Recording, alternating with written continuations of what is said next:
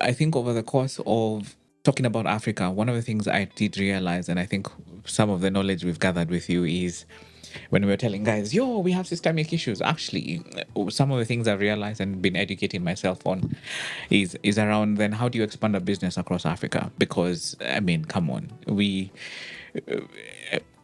people have done it. Yeah. And I think looking at Brenda's journey, I remember I was telling you I came across some guys who were trying to simplify it for us. Number one was around commercialization, that you must commercialize your business.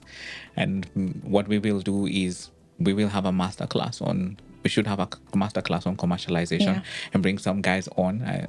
Maybe that's what we should do for coming episodes. We just do some thematic stuff around how do you commercialize your organization. The second one is I realized that African countries have actually signed quite a lot of treaties and agreements, whether multilateral or bilateral.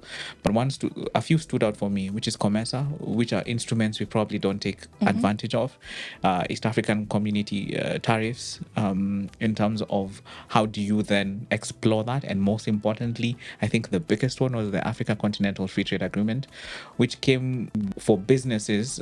Once you fulfill its requirements, opens you up to a significant portion of the continent, which is 22 countries signed onto it, and immediately you're able to scale to those countries. It really does remove those barriers, and there are things in there. The African Union has put out digital transformation policy, and so I think for me, like we said, some of these things I think we will share them and put them together for guys. Not think, we will be putting them together under Conversations and Plugs, the articles we're putting out. So look out for those and just go find us on LinkedIn and just go through that stuff that we're putting together, because we said we'll put resources for guys, and then eventually we also put them on our website as well. So that for me, for Africa, is I am hopeful now more than ever, than even when I started the podcast as well. So I'm pretty excited to see what comes out of that. And how do you build your business with that in mind? Absolutely. And what infrastructure needs to be in place for you to be there, to be that company in 3, 4, 5 years? Absolutely.